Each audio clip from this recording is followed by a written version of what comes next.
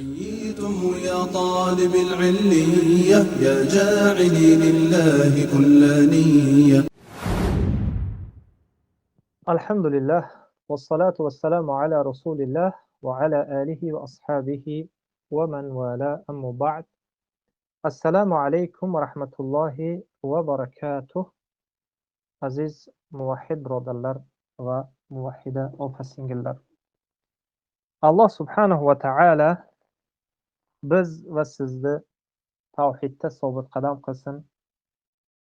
Alloh subhanahu va ta'ala barcha zalolat bo'lgan yo'llardan, barcha zalolat bo'lgan aqida va e'tiqodlardan Alloh subhanahu va ta'ala biz va sizni o'zi saqlasin. Bizda mana bu tavhid darsliklarimiz biz ya'ni Muhammadur Rasululloh sallallohu alayhi va sallam ya'ni ikkita shahodatning ikkinchisi bo'lgan Muhammadur Rasulullohga yetib kelgan edik. Va buni qisqacha sizga bayon qilib, endi sharhiga o'tamiz.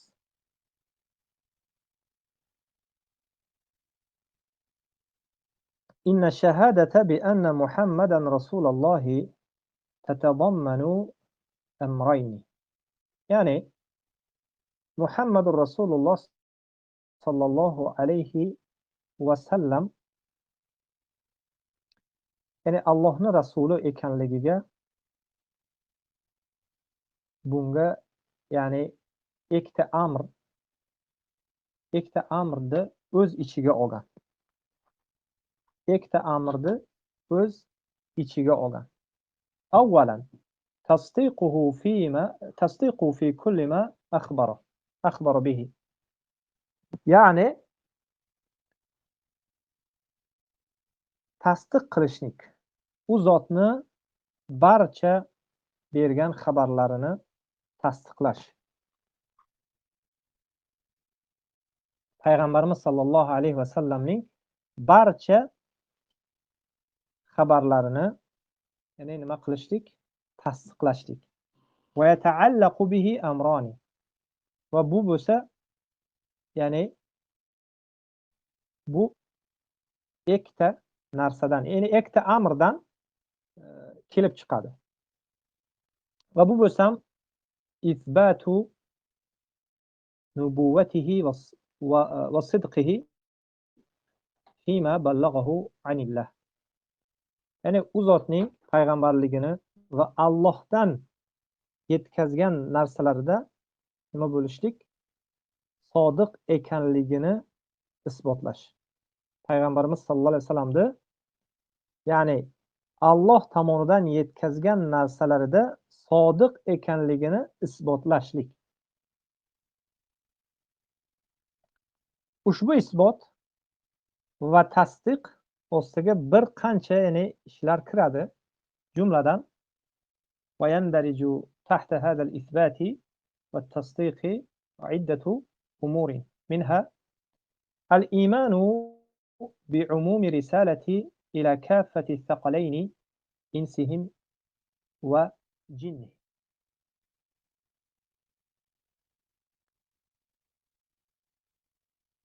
Ya'ni bunga al-imanu bi'umumi risalati ila kaffati thaqalaini.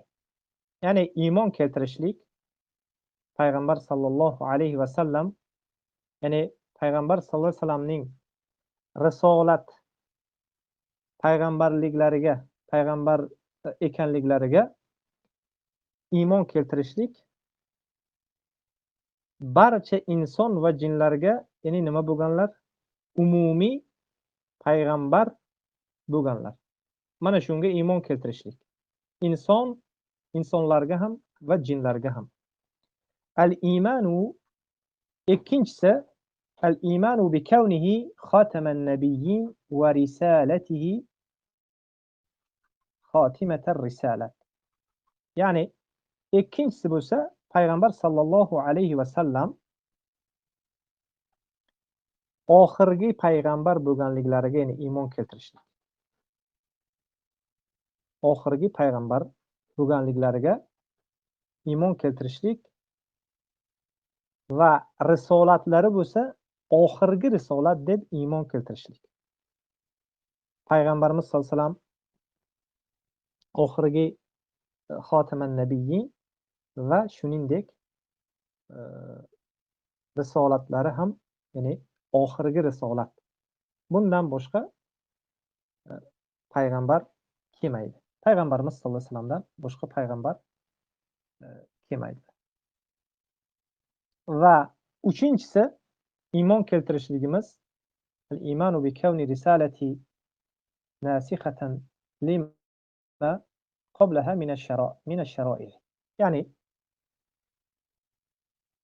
payg'ambarimiz sollallohu alayhi vasallamning risolati o'zidan oldingi barcha shariatlarni, ya'ni nasx qiluvchi, bekor qiluvchi ekanligiga iymon keltirishimiz. Boshqa, ya'ni payg'ambarimiz sollallohu alayhi vasallamdan oldingi bo'lgan dinlar hammasi nima bo'lgan? Mansux bo'lgan. Kitoblar, ya'ni shariatlar, qonunlar. To'rtinchisi al-imanu bi annahu sallallohu alayhi va sallam qad ballagha ar-risalata wa akmalaha wa adda al-amanata wa nasaha al-ummah wa nasaha al-ummati hatta tarakahum ala al-bayda'i layluha kanahariha. Payg'ambarimiz sallallohu alayhi va sallam risolatni yetkazganiga, uni komil qilganiga, ya'ni omonatni ado etganiga va ummatga nasihat qilib, ularni tuni ham kunidek yop-yorug' aniq yo'lda qoldirganiga iymon keltirish. Bu nimani bildiradi? Bu payg'ambarimiz sallallohu alayhi vasallam shunday ochiq oydin dinni bizga yetkazdiki, xuddi Imom Molik aytganlarideki, kim agar dinga bir bid'atni kirgizsa, u payg'ambarimiz sallallohu alayhi vasallam olib kelgan risolatlariga xiyonat qildi degan so'zlarini mana bu yerdan biz tushunamiz. Ki payg'ambarimiz sallallohu alayhi vasallam risolatni to'liqcha yetkazgan. Ki uni kechasi kundek, ya'ni yop-yorug'dir. Beshinchisi al-imanu bi huquqin nabiy sallallohu alayhi va sallam min at-ta'zim wal mahabbati wan nusrati va g'ayri zalik. Payg'ambarimiz sallallohu alayhi va sallamga, ya'ni payg'ambar sallallohu alayhi vasallamning ulug'lash, yaxshi ko'rish, yordam, nusrat berishlik va boshqa shu kabi huquqlariga iymon keltirishlik. Albatta bu darslar hozir sal umumiyroq, juda tafsil bilan emas, ya'ni tafsil sharhi juda ham qisqa. Kelajakda inshaalloh biz asosiy bo'lgan tavhid masalalarini bayon qilib ketsak, umumiy shaklda sal qisqaroq qilib, kelajakda Allohning izni bilan bularni har bittasiga biz keng to'xtalib o'tamiz albatta. Barakallohu fikum. Va payg'ambarimiz sallallohu alayhi va sallamga, ya'ni u zot olib kelgan narsani tasdiqlash va u zot keltirgan narsa Alloh huzuridan bo'lgan, ergashish vojib bo'lgan haqiqat ekanligini e'tirof etish. Ya'ni payg'ambarimiz sollallohu alayhi vasallamni Alloh tomonidan bo'lgan, Alloh tomonidan kelganliklari va olib kelgan narsalari o'zlaridan emas, balkim Alloh tomonidan ekanligiga e'tirof qilib va unga iymon keltirishlik. Ya'ni mana shu so'zni tasdiquhu fima jaa bihi va anna ma jaa bihi min indillahi haqqun yajibu ittiba'uhu. Ya'ni vojibdirki biz mana bunga ergashishimiz. Bunga ergashishligimiz vojibdir. يجب تصديق النبي صلى الله عليه وسلم في جميع ما أخبر به عن الله عز وجل من أنباء ما قد سبق وأخبار ما سيأتي وفيما أحل وحرم، والإيمان بأن ذلك كله من عند الله عز وجل. قال تعالى: وما ينطق عن الهوى إن هو إلا وحي يوحى. Najm surasi 3-4 oyatda. Payg'ambar sallallohu alayhi va sallam Alloh azza va jalla haqida bergan barcha xabarlarida o'tgan va kelajakdagi xabarlar bo'lsin, halol va harom qilgan narsalarda bo'lsin, tasdiqlash vojibdir. Bularning barchasi Alloh azza va jalla huzuridan ekanligiga iymon keltirish zarur. Alloh subhanahu va taala aytadiki, ya'ni payg'ambar sallallohu alayhi va sallam o'z havoy xohishi bilan ya'ni so'zlamas. U so'zlaydigan ya'ni gaplar hammasi so'zlar faqat Alloh tomonidan yuboriladigan vahiydir.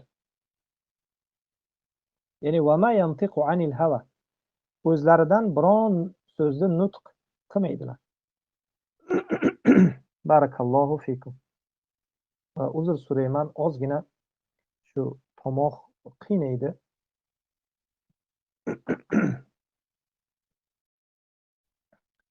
قال عياض: إذا تقرر بما قدمناه ثبوت نبوته وصحة رسالته وجب الإيمان به وتصديقه فيما أتى به.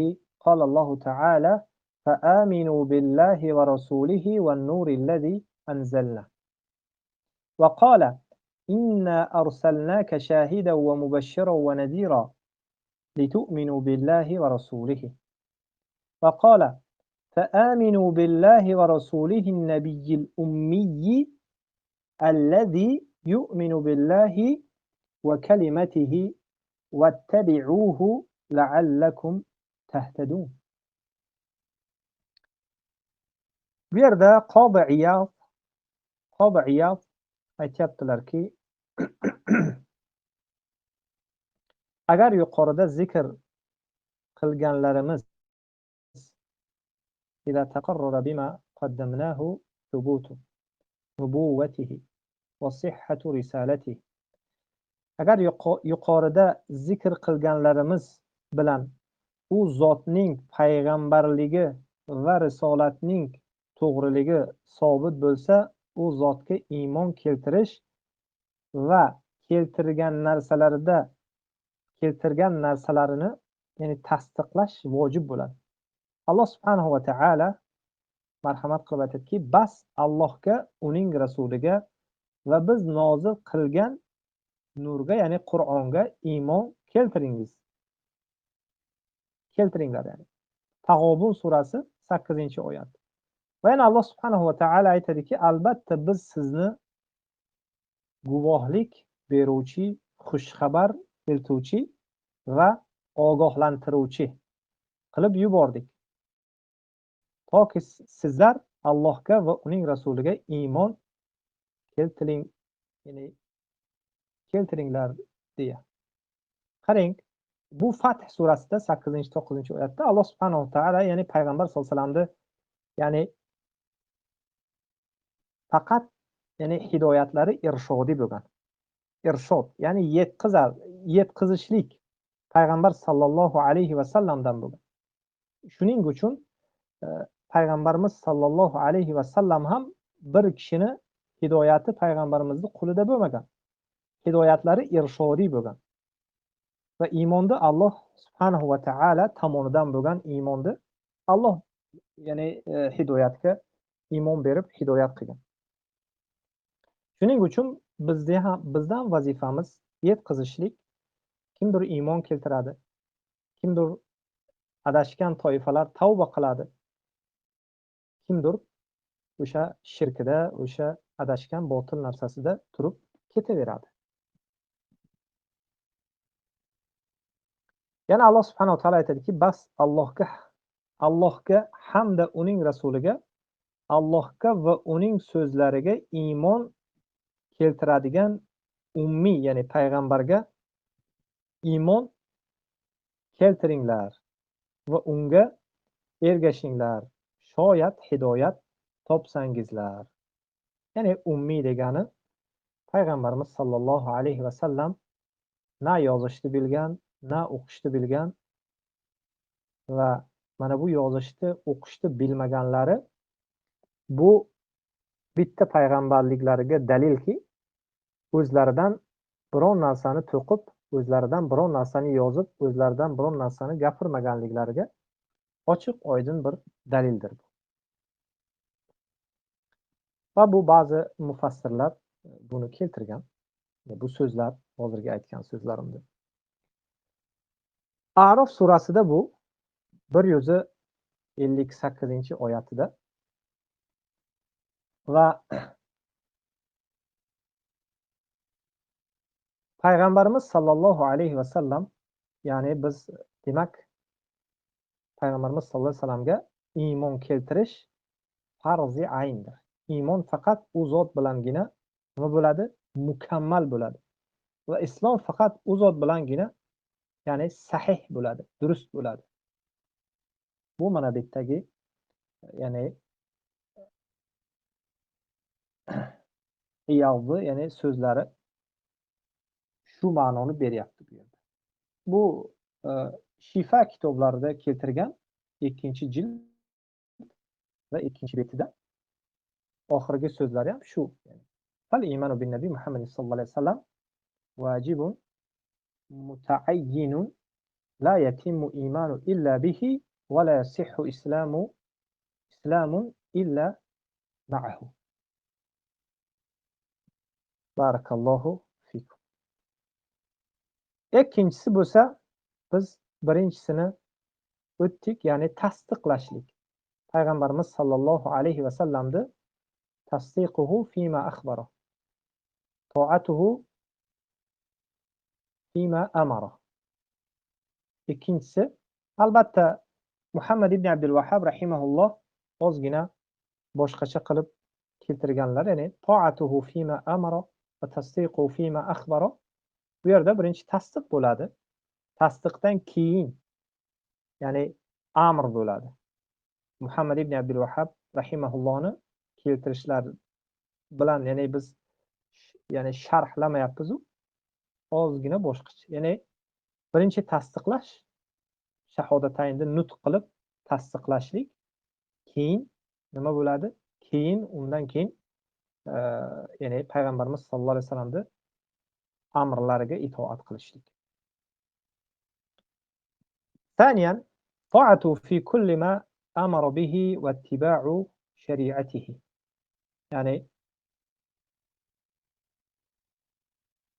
vojibdirki payg'ambarimiz sollallohu alayhi vasallamning, ya'ni payg'ambarimiz sollallohu alayhi vasallamga itoat qilib va nimaiki amr qilgan bo'lsalar, ana shunga ergashib, ya'ni shariatlaridan nimaniki bizdan talab qilib ergashishlikni talab qilgan bo'lsalar, biz ana shunga, ya'ni itoat qilib ergashishimiz kerak.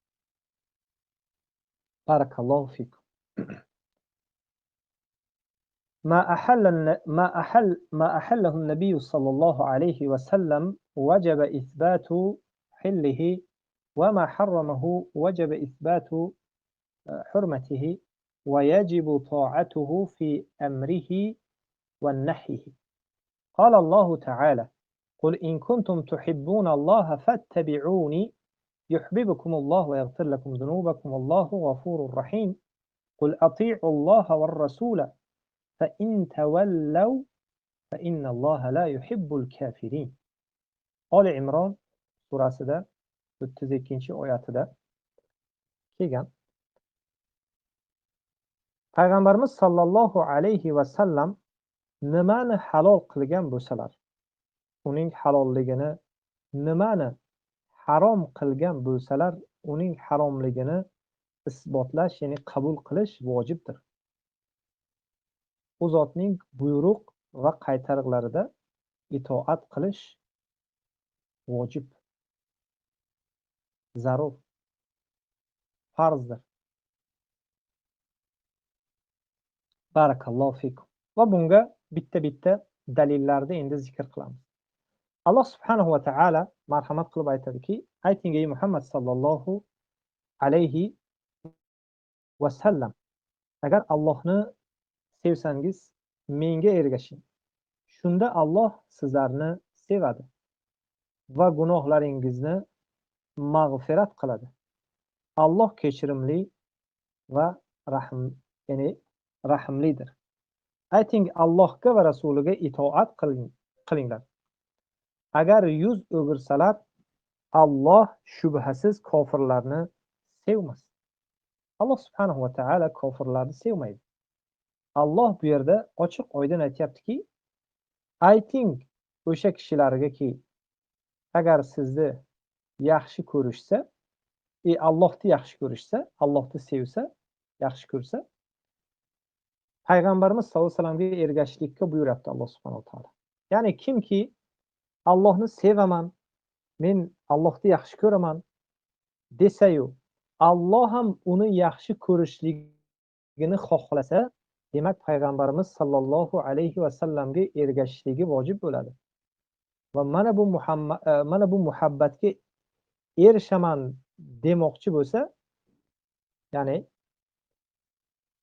ikki tomondan ovoz chiqishni agar xohlasa, mana bu shartni bajarish kerak. Payg'ambarimiz sollallohu alayhi vasallamga ergashishligi zarurdir.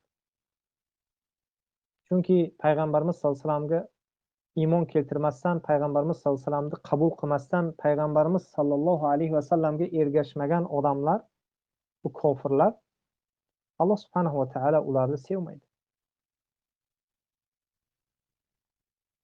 Ikkinchi dalil, Alloh subhanahu va taolo ochiq oydin aytayaptiki,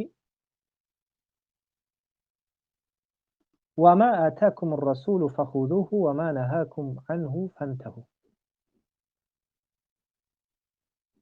Va Hashr surasining 7-oyatidaki Alloh subhanahu va taolo aytadiki,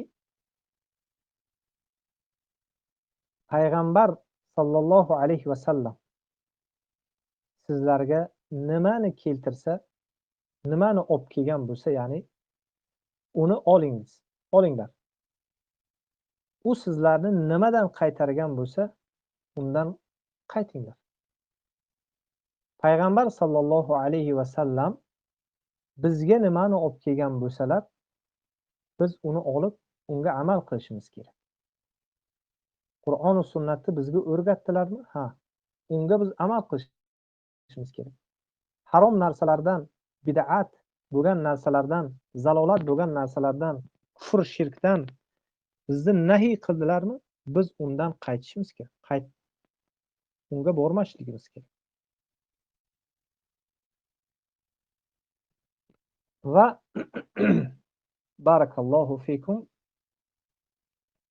Boshqa oyatda Alloh subhanahu va taolo shunday deb marhamat qiladiki, qatilul ladina la yu'minuna billahi va la bil yawmil akhir va la yuharrimuna ma harrama Allohu va rasuluhu va la yadinuna dinal haqqi minal ladina utul kitaba hatta yu'tul jizyata an yadin wa hum saghirun.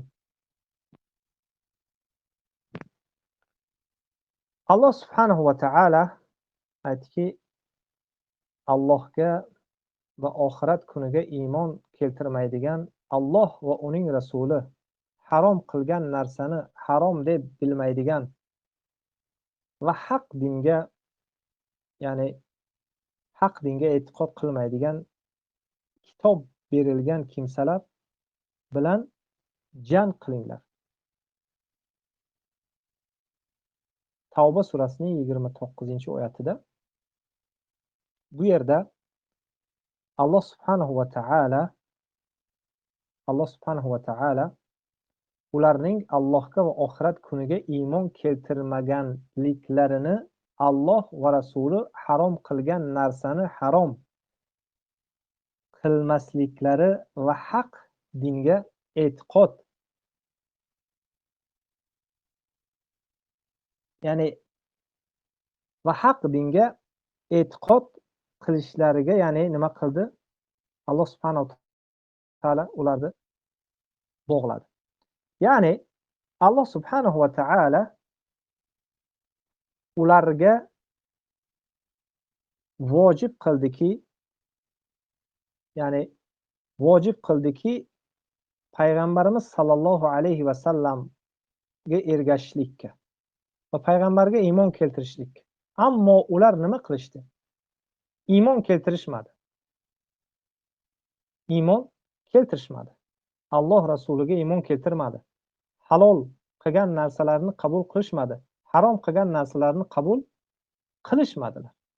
Va ana shu botil yo'lda botil e'tiqodlari bilan qolishdi. Barakallohu fikum. ويجب اتباع شريعته والالتزام بسنته مع الرضا بما قضاه والتسليم له والاعتقاد الجازم أن طاعته هي طاعة لله وأن معصيته معصية لله. Yani bu zotning shariatiga ergashish, sunnatiga, ya'ni sunnatlarini lozim tutish, payg'ambarimiz sollallohu alayhi vasallam hukmiga rozi bo'lib, bo'yin egish, taslim bo'lishlik hamda u zotga itoat qilish. Allohga itoat qilish ekaniga u zot, ya'ni Allohga itoat qilish, Allohga itoat qilish, payg'ambarimiz sollallohu alayhi vasallamga kimki agar itoat qilsa, Allohga itoat qildi. May yuti'ir rasul faqad ata Allah. Kimki agar, ya'ni Allohga itoat qilaman desa, payg'ambarimiz sollallohu alayhi vasallamga itoat qilsin. Payg'ambarimiz sollallohu alayhi vasallamning buyruqlariga itoat qilsin. Va shuningdek Allohga itoat qilish, payg'ambarimiz sollallohu alayhi vasallamga itoat qilish. Payg'ambarimiz sollallohu alayhi vasallamga itoat qilgan odam Allohga itoat qilibdi. Ammo kimki agar payg'ambarimiz sollallohu alayhi vasallamga itoat qilsa, Allohga osilik qilibdi. Barakallohu fikum. Alloh subhanahu va taolo marhamat qilib aytadiki: قال الله عز وجل فلا وربك لا يؤمنون حتى يحكموك فيما شجر بينهم ثم لا يجدوا في أنفسهم حرجا مما قضيت ويسلموا تسليما. Niso surasining shu 65-oyatida. Yo'q, Robbingizga qasamki, to ular o'z o'rtalarida chiqqan kelishmovchiliklarda sizni hakam qilmagunlaricha, keyin siz chiqargan hukmdan qalblari, dillari hech qanday tanglik topmay, to'la taslim bo'lmagunlaricha zinhor ular mu'min bo'la olmaydilar. Ular mu'min bo'la olmaydilar. Barakallohu fikum. Shuning uchun inson agar, ya'ni Alloh subhanahu va taolani qonunlarini, hukmlarini qo'yib boshqa hukmga ketadigan bo'lsa, demak mana shu yerdan zalolat, kufr, shirk boshlanadi. Va bu, ya'ni foyda uchun buni agar qaysi kitoblardan, ya'ni qaysi kitoblarda bu narsalar degan kishilarga javoban o'sha Kitabu Shifa Li'Iyad 2-jild va 2-sahifasida, Iqtido Siratul Mustaqim 2-jild 374, ya'ni betida, Majmu'ul Fatawa 5 jild va ana shu 154 betida va boshqa kitoblarda ham keltirgan, ya'ni va Muhammad ibn Nasr al-Marwazi o'zlarini Ta'zim va Qadr as-Salah degan kitoblarida 2-jildi 652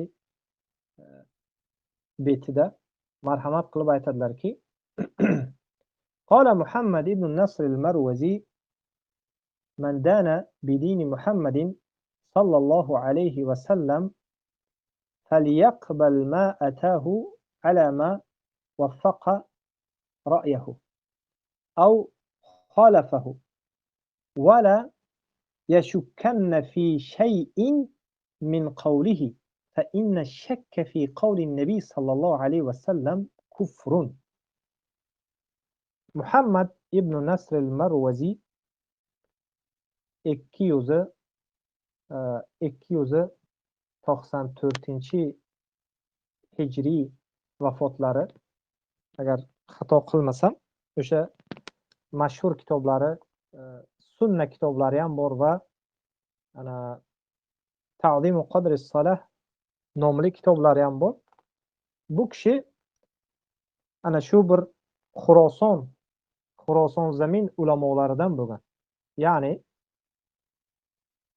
bu albatta millatchilik emas, balki bizda salaflarimizda juda ham o'zimiz ana shu Xuroson zamin Movaroun Nahr bo'lgan joyda juda ham ana shu Marvaz, ya'ni Marv degan joy, o'sha yerda bo'lgan kishi, ya'ni Marvdan. Albatta bu o'zimizda Movaroun Nahr Xuroson zamin joydan bo'lgan ulamolarga ham vaqti bilan to'xtalib o'tamiz bitta-bitta. Va bittalaridan mana shu kishi bo'lgan. Alloh subhanahu va taala o'z rahmatiga, rahimahulloh o'z rahmatiga olsin bu kishini. Aytadilarki, kim Muhammad sallallohu alayhi va sallamning diniga e'tiqod qilsa va u zot keltirgan narsani o'z fikriga muvofiq bo'lsa ham, teskari bo'lsa ham qabul qilsin. U zotning so'zlaridan biror narsada, ya'ni shubha qilmasin. Zero payg'ambar sallallohu alayhi va sallamning so'zlariga shubha qilishlik bu kufrdir. Marhamat. Payg'ambarimiz sallallohu alayhi vasallamning so'zlariga shubha qilishlik kufrdir. Shuning uchun ehtiyot bo'lish kerak.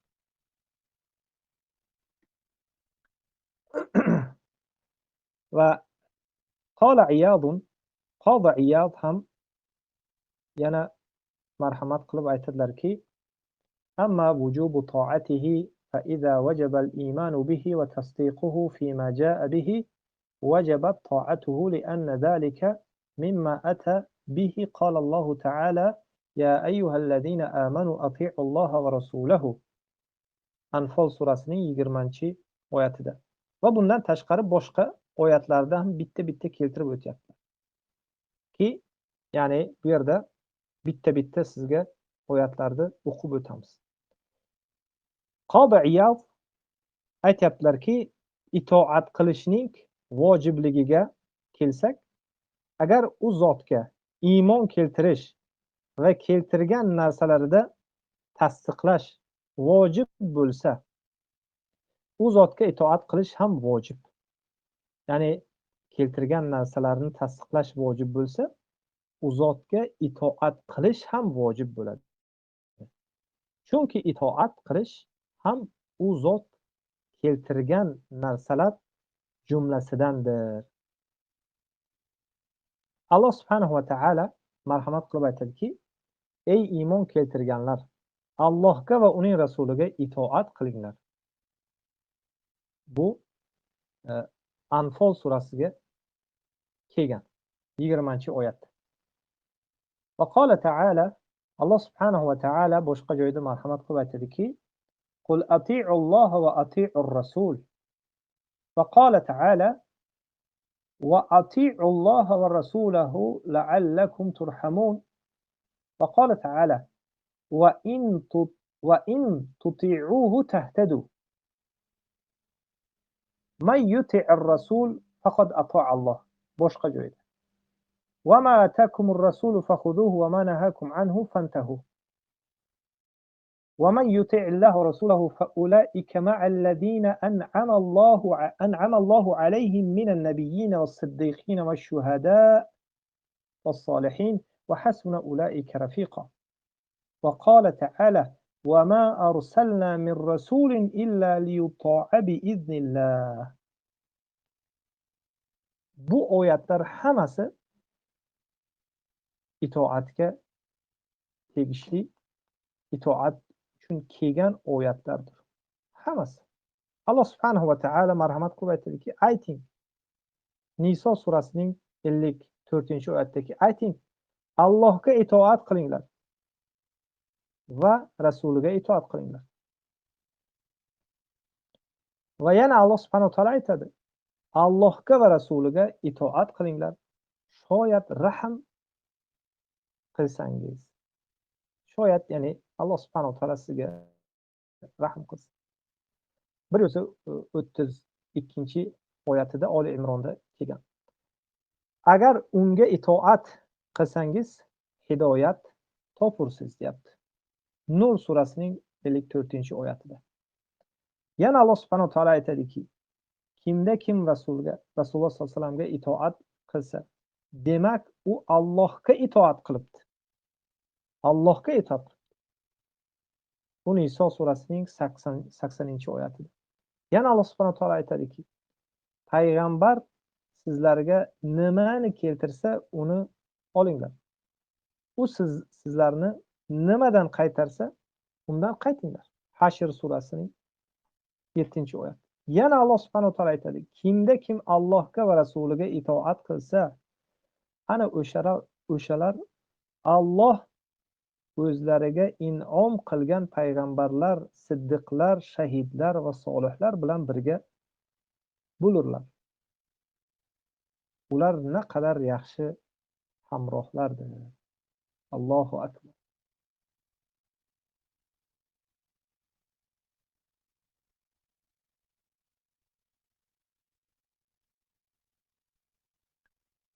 Alloh subhanahu va taolo bizni ham mana shunday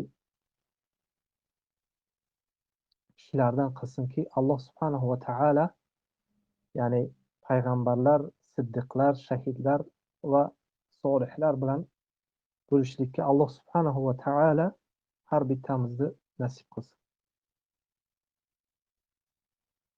Bunisi Niso surasida 69-oyatida keltirgan. Alloh subhanahu va taolo boshqa joyda aytadiki: biz qay bir elchini yuborgan bo'lsak, faqat Allohning izni bilan unga itoat qilinishi uchun yuborganmiz. Alloh subhanahu va taolo o'zining rasuliga itoat qilishni o'ziga itoat qilish deb belgiladi. Alloh subhanahu va taolo ya'ni payg'ambarimiz sallallohu alayhi vasallamga itoat qilishdi, o'ziga itoat qilishlik deb aytdi. Faja'ala ta'ala ta'ata rasulihi ta'atuhu. Shuning uchun o'zining itoatini u zotning itoati bilan birga keltirdi. Buning uchun ulkan mukofotlarni va'da qildi Alloh subhanahu va taolo. U zotga muxolif bo'lishga esa yomon azob bilan Alloh subhanahu va taolo tahdid qildi. U zotning buyruqlariga amal qilishni va qaytariqlardan qaytishni vojib qildi. Mufassirlar va imomlar aytadilarki, Rasululloh sollallohu alayhi vasallamga itoat qilish u zotning sunnatiga lozim, sunnatini lozim bo'lish va keltirgan narsalariga taslim bo'lishdir.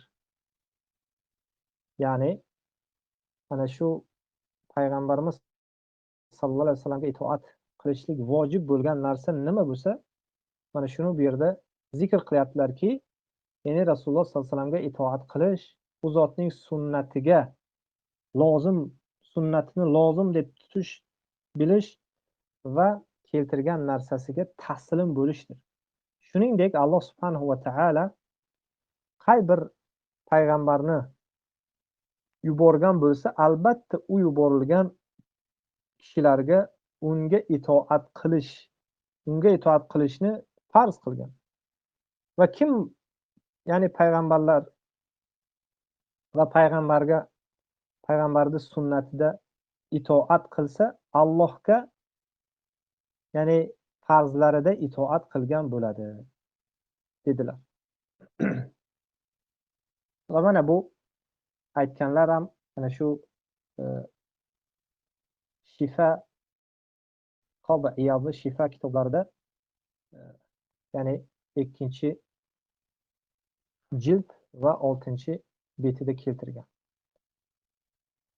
وقال محمد بن عبد الوهاب رحمه الله محمد بن عبد الوهاب رحمه الله ثلاثة الأصول ya'ni usul thalatha kitoblarida ana shu biz boshida aytgan so'zni keltiradilarki, معنى شهادة أن محمد رسول الله طاعته فيما أمر وتصديقه فيما أخبر واجتناب ما عنه نهى وزجر وألا يعبد الله إلا بما شرع. Va mana bu so'zlarni keltiradilarki, itoat qilishlik, ya'ni buyurgan payg'ambarimiz sollallohu alayhi vasallam buyurgan ishlarida u zotga itoat qilish, xabar bergan narsalarda ya'ni tasdiqlash, qaytargan va man qilgan narsalaridan chetlanish hamda Allohga faqat u zot shariat qilgan, ya'ni o'rgatgan va payg'ambarimiz sollallohu alayhi vasallamga tushgan shariatga ana shu qanday o'rgatgan bo'lsalar, ana shu tarzda ibodat qilishdir. Xuddiki masalan bizda misol uchun aytganda, o'rnak uchun payg'ambarimiz sollallohu alayhi vasallam aytadilarki, sallu kama ra'aytumuni usalli. Va mana bu o'rnak bo'ladi. Hajga ham misol bitta hadis kelgan, haj qilishliklarini, qanday haj qilgan bo'lsalar, ya'ni va namozda ham mana bu yerda bu hadisda namoz o'qinglar, men qanday namoz o'qigan bo'lsam deb, va ibodatni qabul bo'lishlik rukunlaridan ham bittasi ixlos bo'lsa, ikkinchisi mana shu payg'ambarimiz sallallohu alayhi vasallamning ya'ni sunnatlariga muvofiq bo'lishlik.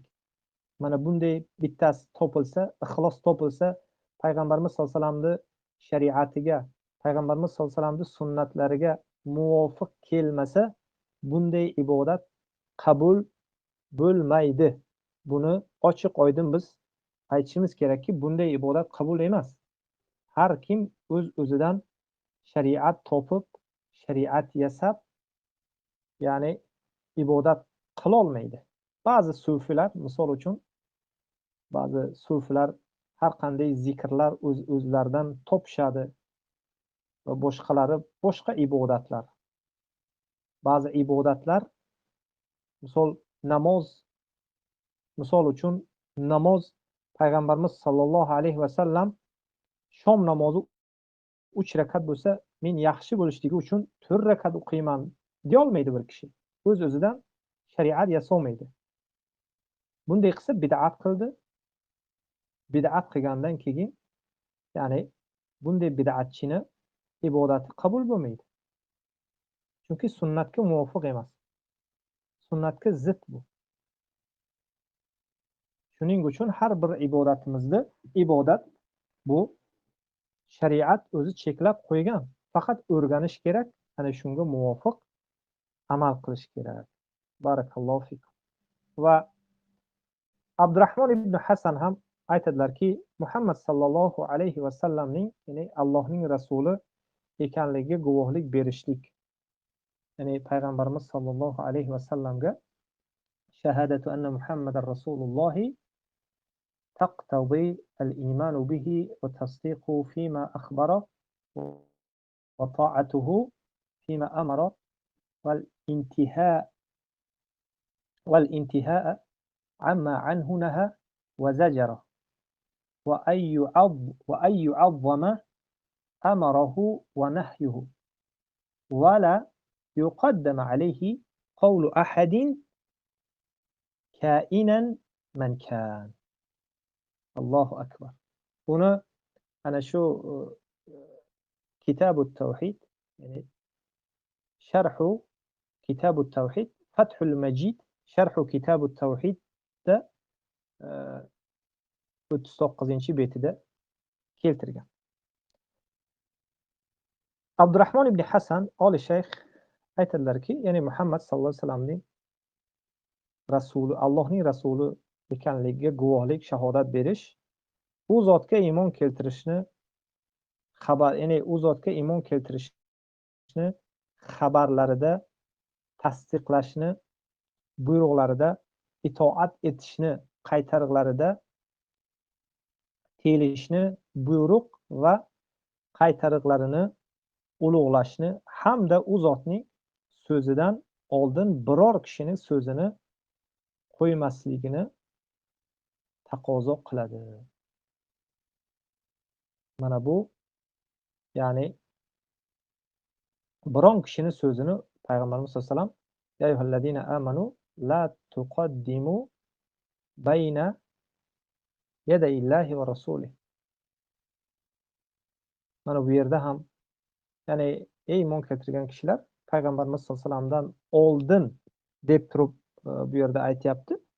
Ya'ni la tarfa'u aswatakum fawqa sawti an-nabi ham o'sha shu Hujurat surasida keltiradi. Ya'ni payg'ambar sallallohu alayhi vasallamdan muqaddam oldin so'zlamaslik, hurmatsizlik qilmaslik, ovozni baland ko'tarmaslik. Ya'ni payg'ambar sallallohu alayhi vasallam keltirmagan narsani o'zlashtirib, o'zini ra'yiga, o'zini bir mazhabiga, o'zini o'sha bir soxta bir yo'liga o'zlashtirib aytmaslik, Allohdan qo'rqishlik. Barakallohu fikum.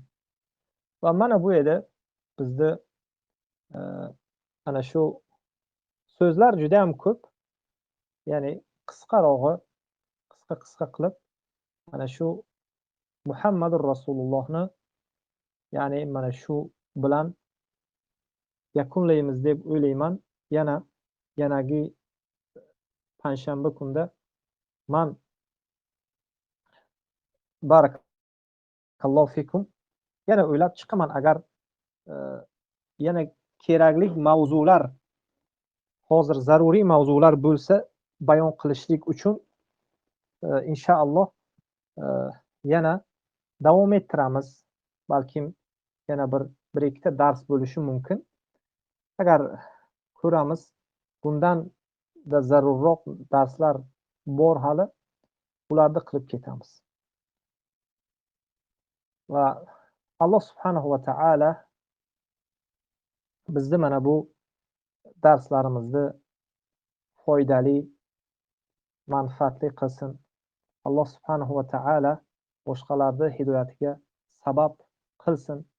Va Alloh subhanahu va taala bizni har bitta tavhidga tegishli bo'lgan va dinni asliga tegishli bo'lgan narsalarni sharhlashlikka va undan tashqari boshqa barcha dindagi mavzularni hammasini kishilarga sharhlab berishlikka Alloh subhanahu va taala muvaffaq qilsin. Va Alloh subhanahu va taala o'zi riyo va sum'adan har bittamizni saqlasin va o'zi ana shu Muhammadur Rasululloh deganimizga loyiq kishilardan qilsin.